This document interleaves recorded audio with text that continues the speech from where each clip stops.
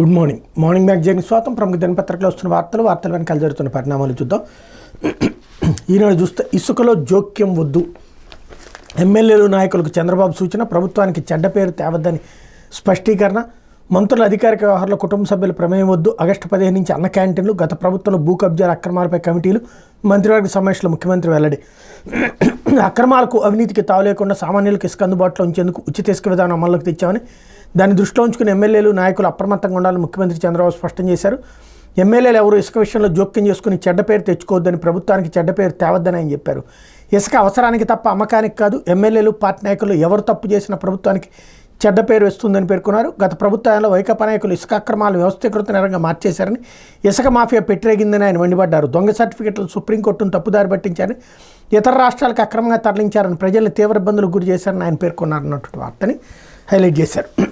లేకపోతే కొండను మింగిన వైకాపా అనకొండ అంటూ కాకినాడ జిల్లా గండేపల్లి మండలం రామేశంపేట పరిధిలోని రామేశం మెట్టను గత వైకాపా పాలకులు మింగేశారు. కాకినాడకు చెందిన పార్టీ కీలక నేత కనుసన్నల్లో ఇక్కడ ఎర్రమట్టి కొండలు కొలగొట్టారు. ఒకవైపు కొండలు కనుమరుగై చెరువుల్లా మారగా మధ్యలోని విద్యుత్ స్తంభాలు గాల్లో వేలాడుతున్నట్టు కనిపిస్తున్నాయి. వాటి చుట్టూ గుట్టలా వదిలిన 50 అడుగులు లోతుందా వేశారు. భారీ స్థాయిలో విద్యుత్ సరఫరా అయ్యే టవర్ల సమీపంలో సైతం తవ్వకాలు చేపట్టి ప్రమాదకరంగా మార్చారు. వందల చెట్లను కూకటవేళ్లతో పెకిలించారు. గతంలో బయట వారు ఆ ప్రాంతాలకు వెళ్లేందుకు సైతం సాహసించిన పరిస్థితి ఉండేది. ఇన్నాళ్ళు చోద్యం చూసిన అధికారులు ప్రభుత్వ పెద్దల ఆగ్రహంతో ఆగమేఘాల మీద ఎలాంటి తవ్వకాలు చేపట్టరాదంటూ హెచ్చరిక బోర్డులు ఏర్పాటు చేశారన్నట్టు వార్తను హైలైట్ చేశారు. ఇప్పటికే అక్కడ తవ్వకం అయితే పూర్తయిపోయింది. ఇప్పుడు తవ్విన వాళ్ళ మీద ఏం చర్య తీసుకుంటారని చూడాలి. లేకపోతే గనుల శాఖ సొమ్ము సర్వే రాళ్ల పాలు, భూముల రీసర్వేకు 525 కోట్ల ఏపీఎండీసీ సొమ్ము ఖర్చు, ప్రభుత్వ పెద్దల ప్రాపకం కోసం గనుల శాఖ వెంకటరెడ్డి ధనకార్యం, సర్వే రాళ్ల కొనుగోలు, పాలిషింగ్, రవాణాకు వెచ్చింపు, ప్రక్రియ ఆపేయడంతో ప్రశ్నార్థకమైనవి ఏమంటూ ప్రభుత్వం ఏదైనా కార్యక్రమం లేదా పథకాన్ని అమలు చేస్తుంటే దానికి ఏ వ్యయాన్ని సంబంధిత శాఖ భరిస్తుంది, అవసరమైన నిధులను ప్రభుత్వం నుంచి మంజూరు చేయించుకుంటుంది. కానీ గత ప్రభుత్వం సర్వే ల్యాండ్ రికార్డ్స్ శాఖ ద్వారా భూములు రీసర్వే చేపట్టగా ఆ ప్రక్రియకి అయిన ఖర్చు మొత్తాన్ని సంబంధం లేని ఏపీ ఖనిజాభివృద్ధి సంస్థ భరించింది. సర్వే రాళ్ల సరఫరాను ప్రభుత్వం ఏపీఎండీసీకి అప్పగిస్తే అందుకు ఆ సంస్థ 525 కోట్లు దారబోసింది. మొన్నటి వరకు ఎండీగాను వెంకటరెడ్డి సంస్థ అవసరాలను పట్టించుకోకుండా ప్రభుత్వ పెద్దల ప్రాపకం కోసం ఈ నిధులను ఎడాపెడా వాడేశారు. రాష్ట్ర వ్యాప్తంగా రీసర్వే పూర్తయిన గ్రామాల్లో సర్వే రాళ్లు పాతాల్సి వచ్చింది. రాళ్ల తయారీ సరఫరా బాధ్యతలు ఏపీఎండీసీకి అప్పగించారు. సాధారణంగా వ్యయాన్ని సర్వే ల్యాండ్ రికార్డ్ శాఖ భరించాలి. ఆ శాఖ ₹1 ఇవ్వకపోయినా ఏపీఎండీసీ 75 లక్షల రాళ్లు సరఫరా చేసింది. ఈ రాళ్లను కటింగ్, పాలిషింగ్ యూనిట్లో కట్ చేయించి దానిపై జగన్ పేరు చెక్కించింది. తర్వాత వాటిని సర్వే శాఖ చెప్పిన గ్రామాలకు పంపించింది. ఇందుకోసం 400 కోట్ల వరకు ఖర్చు అయింది అన్నటువంటి వార్త హైలైట్ చేశారు. ఇక్కడ మన పత్రికలకు వచ్చినటువంటి దౌర్భాగ్యం ఏంటంటే, నిజమైన వార్తని వక్రీకరించి రాసే క్రమంలో రాజకీయ కోణంలో నుంచి వేరే వైపుకి వెళ్ళిపోతే అసలు విషయం పక్కకి వెళ్ళిపోతుంది. ఏ శాఖ నుంచి ఏ శాఖ డబ్బులు ఖర్చు పెట్టుకున్నా అన్ని ప్రభుత్వ డబ్బులే, ఈ జేబులో నుంచి పెట్టాలి, ఈ జేబులో నుంచి పెట్టాలి అన్నటువంటిదే పాయింట్. అక్కడ అసలు పాయింట్ అది కాదు. వెంకటరెడ్డి అనేటువంటి వ్యక్తి గేమ్ ఆడింది ఏంటంటే, జగన్ని కూడా వెర్రివేదం చేశాడు అక్కడ. ఎట్లాగా? జగన్ ఏమన్నా నువ్వు నా పేరేసి పెట్టమని చెప్పాడా? లేదు. అతను చేసినటువంటి ఇట్లాగా తన శాఖ నుంచి డబ్బులు ఇచ్చుకుంటే అందులోంచి తను తినేయగలుగుతాడు. 500 కోట్లు అంటే ఇక్కడ 100 కోట్లు తినేసుకోవడానికి అవకాశం ఉంటుంది. అట్లాగా డైవర్షన్ చేసుకునే క్రమంలో అంటే తను డబ్బులు సంపాదించుకోవడానికి జగన్ వాడుకున్నాడు. దాని ఫలితం జగన్ ప్రభుత్వమే దిగిపోయింది. జగన్ వాళ్ళ గద్దె దిగడానికి కారణం ఏదన్నా ఉందంటే ల్యాండ్ టైటిలింగ్ యాక్ట్. వాస్తవంగా ల్యాండ్ టైటిలింగ్ యాక్ట్ అన్న దాని మీద పబ్లిక్ ఎవరికి కూడా అవగాహన లేదు. ఈవెన్ తెలుగుదేశం పార్టీ కూడా ఆ బిల్లుకి మద్దతు ఇచ్చింది. కానీ తర్వాత ఎప్పుడైతే ఈ రాళ్ళు వేశారో జగన్ పేరుతో, ఆ వేసినటువంటి రాళ్ళు చూసినప్పుడు ప్రతి ఒక్కళ్ళకి చిరాకేసింది. ఎందుకంటే నా పర్సనల్ ఆస్తిలో వాళ్ళెవరు బొమ్మలు పెట్టుకోవడం ఏంది, వాళ్ళ పేరు పెట్టడం ఏంటి అన్నట్టు కోపం వచ్చింది. దాంతోపాటు ఈ రాళ్ళకి డబ్బులు ఇక్కడేమో ప్రభుత్వం భరించినట్టుంది. కానీ అసలు విషయం ఏంటంటే జనం దగ్గర వసూలు చేశారు డబ్బులు. అంటే ఇక్కడ 2 వైపుల దోపిడీ. ఇది ఒక ఎత్తు. మూడోది వచ్చేటప్పటికి పాస్బుక్ల మీద జగన్ పేరు. అది మరి ఏ డిపార్ట్మెంట్ చేసిందో తెలియదు. ఇది చూసేటప్పుడు జగన్ ఫోటో, అది చూసేటప్పటికి నా ఆస్తి మీద జగన్ బొమ్మ ఏంది, నా ఆస్తికి సంబంధించి ఆయన బొమ్మ ఏంటి అన్నటువంటి కోపం ఉన్నప్పుడు, లేదు దీని వెనకాల పెద్ద కుట్ర ఉంది, కుంభకోణం ఉంది, మీ స్థలాలు లాగేసుకుని వేలం వేసేయడానికి, తనఖా పెట్టేయడానికి జగన్ సిద్ధపడ్డాడని తెలుగుదేశం చెప్పింది. మీ దాని మీద ముద్ర వేయడం తప్పు అని ఉంటే జనం దాని మీద చర్చ అంతవరకే నడిచేది. కానీ ల్యాండ్ టైటిలింగ్ యాక్ట్ అన్నటువంటిది మీది ఆస్తులు లాక్కోవడానికి అని తెలుగుదేశం చెప్పడానికి, దాన్ని నమ్మడానికి జనం ఇదే కారణమైంది. వెంకటరెడ్డి అనే వ్యక్తి స్వార్థం జగన్ని గదిదించింది. అసలు విషయం అది. దాన్ని డైవర్ట్ చేసి ఈ శాఖ నుంచి డబ్బులు ఇచ్చారు, ఆ శాఖ నుంచి డబ్బులు ఇచ్చారు, రేపు పొద్దున చంద్రబాబు గారిదైనా ఏ శాఖ నుంచి ఏదైనా డబ్బులు ఇస్తూనే ఉంటారు. కాకపోతే దాన్ని డైవర్ట్ చేసుకెళ్తున్నటువంటిది అసలు అంశం. ఏపోతే వలస కూలీలకు 4 వారాల్లో రేషన్ కార్డులు జారీ చేయండి, రాష్ట్రాలకు సుప్రీంకోర్టు ఆదేశం. వలస కూలీలకు రేషన్ కార్డులు జారీ జాప్యం చేస్తున్న రాష్ట్రాలపై సర్వోన్నత న్యాయస్థానం మండిపడింది. ఇప్పటికే 4 నెలల సమయం ఇచ్చినా తనిఖీని పూర్తి చేయకపోగా మరో 2 నెలలకు అడుగు కోరడాన్ని ఆక్షేపించింది. ఇంతటి జాప్యం దురదృష్టకరమైన జస్టిస్ సుధాంశ్ ధూలియా, జస్టిస్ అహసానుద్దీన్ అమానుల్లా ధర్మాసనం మంగళవారం వ్యాఖ్యానించి రేషన్ కార్డుల కోసం ఈ శ్రమ్ పోర్టల్ ద్వారా నమోదు చేసుకున్న వలస కూలీల పేర్ల పరిశీలనకు 4 వారాల్లో పూర్తి చేయాలని ఆదేశించింది. ఈ గడువులోగా రేషన్ కార్డుల జారీలో విఫలమైతే సంబంధిత రాష్ట్ర ప్రభుత్వాల కార్యదర్శులు కోర్టు ముందు హాజరయ్యేలా సమన్లు జారీ చేస్తామని హెచ్చరించింది అన్నటువంటి వార్తను హైలైట్ చేశారు. లేకపోతే జమ్మూలో ఎదురు కాల్పులు, కెప్టెన్ సహా 4 సైనికుల బలి. జమ్మూ కాశ్మీర్లో దోడా జిల్లాలో ఉగ్రవాదులకు భద్రతా దళాలకు మధ్య భీకర ఎదురు కాల్పులు చోటు చేసుకున్నాయి. ఇందులో సైన్యానికి చెందిన ఒక కెప్టెన్ సహా మొత్తం 4 సైనికులు అమరులయ్యారు. మరో జవాన్కి తీవ్ర గాయాలైనట్టు అధికారులు చెప్పారు. మృతులను కెప్టెన్ బ్రిజేష్ దాపా, నాయక్ డి రాజేష్, ఆంధ్రప్రదేశ్లోని శ్రీకాకుళం జిల్లావాసి సిపాయిలు విజయేంద్ర, అజయ్లుగా గుర్తించారు. దాడుల అనంతరం ముష్కర్లు మట్టుబెట్టేందుకు భారీగా బలగాల రంగంలోకి దించారు. జమ్మూ ప్రాంతంలో 3 వారాల్లో జరిగిన 3వ ఉగ్రవాద సంఘటన. తాజా దాడికి పాకిస్తాన్ కేంద్రంగా పనిచేసి జైషే మహమ్మద్ ఉగ్రవాద ముఠాకు చెందిన ముసుగు సంస్థ కశ్మీరీ టైగర్స్ బాధ్యత వహించింది. సోమవారం రాత్రి దోడాలోని దెస్సా అటవీ ప్రాంతంలో ఉగ్రవాదులు మాట వేశారన్న సమాచారం మేరకు సైన్యానికి చెందిన రాష్ట్రీయ ఫిల్స్ విభాగం, జమ్మూ కాశ్మీర్ పోలీసు దళ సంయుక్తంగా ఆ ప్రాంతాన్ని చుట్టుముట్టి గాలింపు ప్రారంభించి సాయంత్రం ముష్కర్లు భద్రతా బలగాల మధ్య కొద్దిసేపు కాల్పులు జరిగాయి. ముష్కర్లు తప్పించుకునేందుకు ప్రయత్నించేందుకు కెప్టెన్ నేతృత్వం బృందం వారిని వెంబడించి దట్టమైన అటవీ ప్రాంతంలో ప్రవేశించిందని, వీరి మధ్య రాత్రి 9 గంటల సమయంలో మరోసారి భీకర ఎదురు కాల్పులు జరిగాయని అధికారులు పేర్కొన్నారు. ఇందులో 5 సైనికులు తీవ్రంగా గాయపడ్డారని చెప్పారు. వీరిలో 4 ఆ తర్వాత ప్రాణాలు కోల్పోయారని తెలిపారు. ఆ ప్రాంతంలో ముష్కర్లు వేటాడేందుకు సుశిక్షిత పారా కమాండోలు సహా భారీగా అదనపు బలగాలు సాధన సంపత్తిని సంఘటనా స్థలానికి తరలించారన్నటువంటి వార్తని హైలైట్ చేశారు. లేకపోతే గ్యారంటీ అప్పు 5,200 కోట్లు, పౌర సరఫరాల సంస్థ మార్క్ఫెడ్ ద్వారా రుణాలకు కూటమి సర్కార్ హామీ. ధాన్యం బకాయిలతో పాటు ఖరీఫ్లో సేకరణ కోసమే ఈ అప్పులను ప్రకటన. ల్యాండ్ టైటిలింగ్ యాక్టు, ఇసుక గనుల విధానాల రద్దు, మెరుగైన పంటల బీమాపై 3 మంత్రులతో కమిటీ, ఉచిత ఇసుకపై జారీ చేసిన జీవో 43కి ఆమోదం.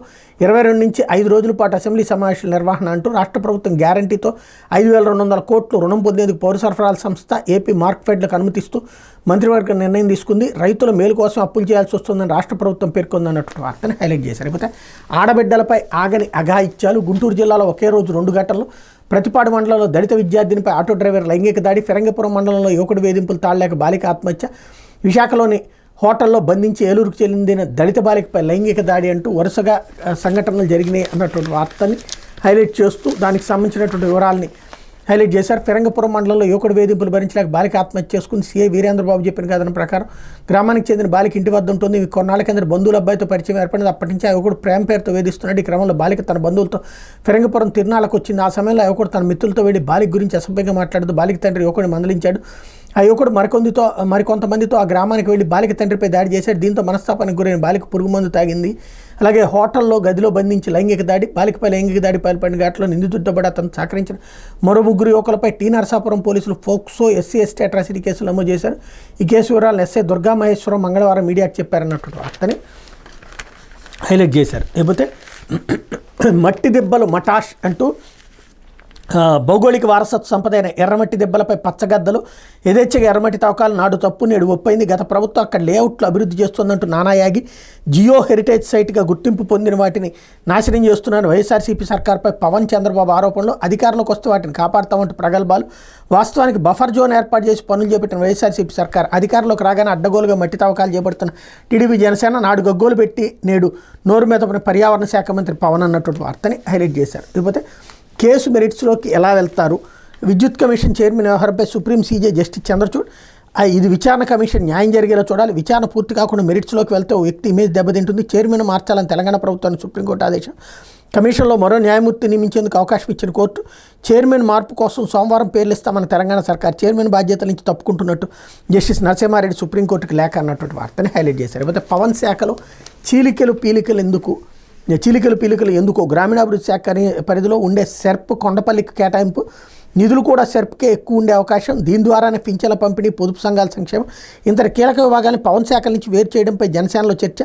2 శాఖలకు ముఖ్య కార్యదర్శి ఒక్కరే, పట్టణాభివృద్ధి శాఖ పరిధిలోనే మెస్మా 2 నారాయణకే అన్నటువంటి వార్తని హైలైట్ చేశారు. లేకపోతే Andhra to Paris Aadudam Olympics అంటూ క్రీడల్లో సత్తా చాటేందుకు సిద్ధమైన రాష్ట్ర క్రీడాకారులు ఏడాది వివిధ అంశాల్లో ఏపీ నుంచి 7 ప్రాతినిధ్యం, కొత్తగా 5 దక్కిన అవకాశం.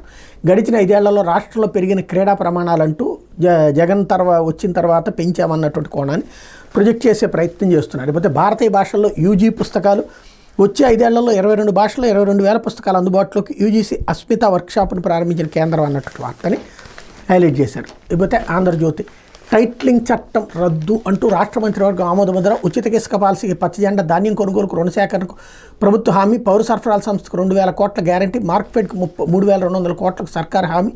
పంటల బీమాపై అధ్యయనానికి మంత్రులతో కమిటీ. నెలలోగా నివేదిక ఇవ్వాలని ఆదేశం. కౌలు రైతులకు సులువుగా రుణాలపైన అధ్యయనం.